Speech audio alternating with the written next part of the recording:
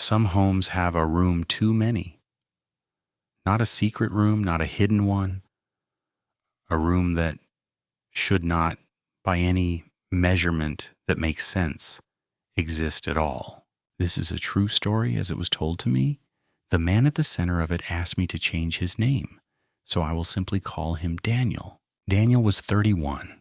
That autumn, he signed the lease on a small one-bedroom apartment on the 4th floor of an old brick building in Portland, Oregon. It was cheap, it was quiet, and it was finally his. He had no way of knowing he had just moved into a place that did not add up. Daniel was careful, almost fussy about his space. Before he bought a single piece of furniture, he wanted a proper, exact plan of every wall in the place. So on his first weekend, he took a tape measure, a pad of graph paper, and a sharp pencil, and he began to map his new apartment, room by room. He measured the living room, the kitchen, the bedroom, the bathroom. He drew each one carefully to scale, one square of graph paper for every single foot. It was the kind of quiet, satisfying task he loved, until he added the numbers up and found the apartment, on paper, was bigger inside than it was outside, not by much, about 4 feet. He assumed he had measured wrong somewhere, laughed at himself, and did the whole thing over again the next morning. The second time, the gap was 5 feet. He frowned, checked his tape, checked his math. Everything was right. And yet the walls still refused to agree. He told himself that old buildings are strange places. Thick walls, odd angles, dead space sealed up by some long-forgotten renovation. There is always an explanation. So he set out to find the dead space. He took his floor plan, walked the apartment slowly, and hunted for the wall that was hiding 4 extra feet. He found it in the hallway. A blank stretch of wall between the bedroom and the bathroom that, on his plan, had nothing behind it but solid concrete. He knocked on it. It did not sound solid, it sounded hollow and deep, the way a large, empty room sounds when you rap your knuckles against its door. And then he noticed the thing he had walked past a dozen times without ever seeing.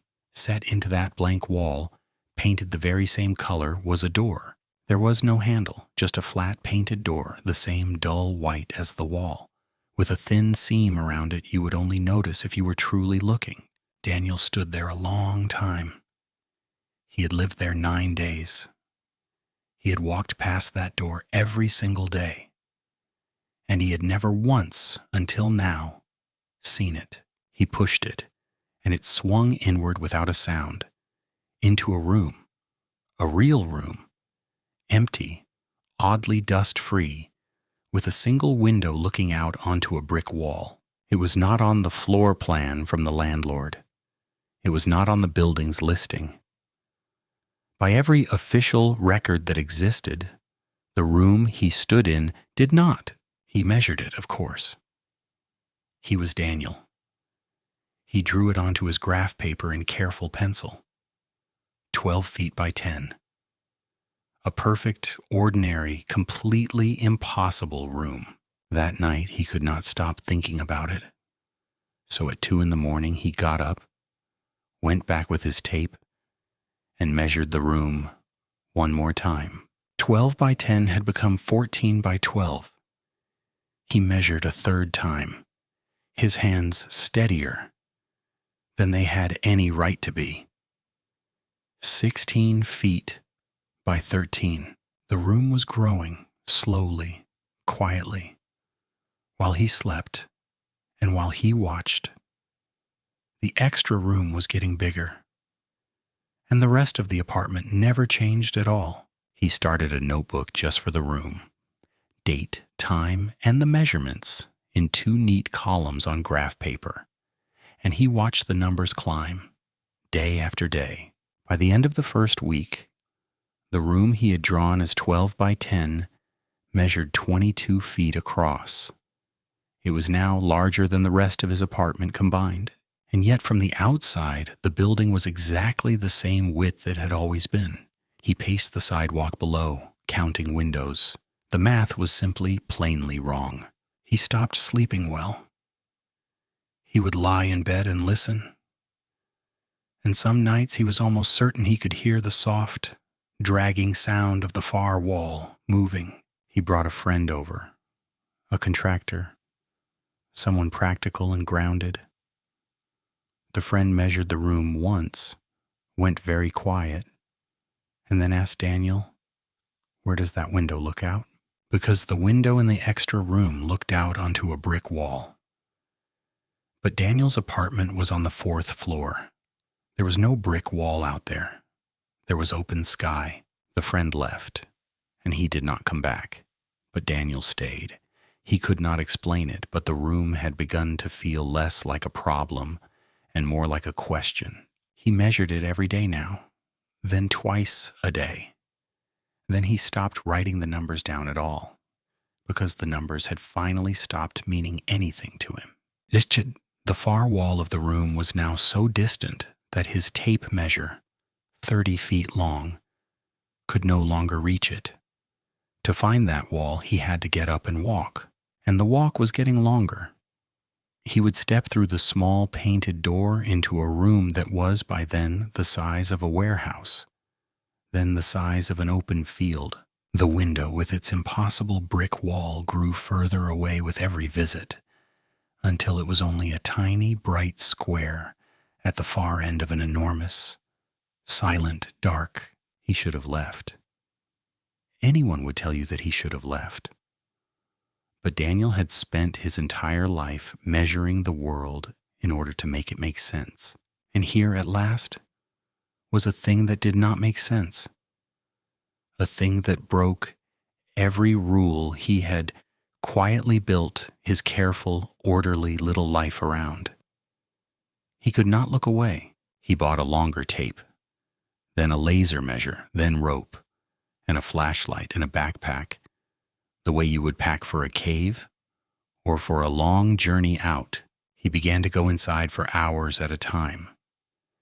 He told his sister on the phone that he was only exploring the room, and she heard the echo of it on the line. She heard her own brother's voice come back to him, a half-second late, the way a voice does only when it crosses a great and open distance, somehow indoors. The last time they ever spoke, he sounded calm, happy even. He said the room finally went somewhere.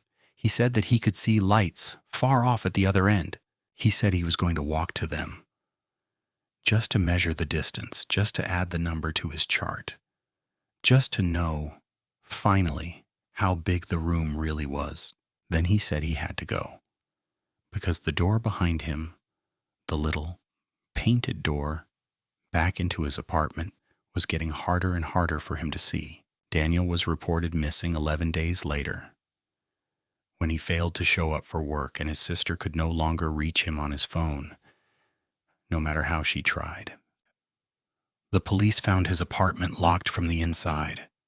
His keys sat on the counter, his wallet by the door, his coffee long gone cold beside the kitchen sink, and in the hallway between the bedroom and the bathroom, they found a flat white door, painted the exact color of the wall, with a thin seam running around it. They opened it, and behind it was a closet, 4 feet deep, lined with old wooden shelves. Exactly the dead space the original floor plan had said should be there. No warehouse, no open field, no window with a brick wall behind it. Just a small, ordinary closet, the faint smell of dust, and nothing else inside it at all. On the closet floor, they found a pad of graph paper. The first pages were neat and careful. Date, time, 2 columns of numbers, climbing and climbing and climbing. The very last page was not numbers. It was a single line, pressed so hard the pencil had torn the paper. It read, "It is bigger on the inside, and so am I." Daniel has never been found. The apartment was rented out again within the year to someone who was told nothing and who, as far as anyone knows, still sleeps soundly. But the landlord did one quiet thing. The kind of thing people do when they cannot quite admit what it is they're afraid of. He had that hallway closet sealed, so if you ever move into a place that feels just slightly too small for the space it seems to take up, do yourself one kindness. Do not measure it, because some rooms are only empty, right up until the moment that someone, somewhere, quietly starts to count.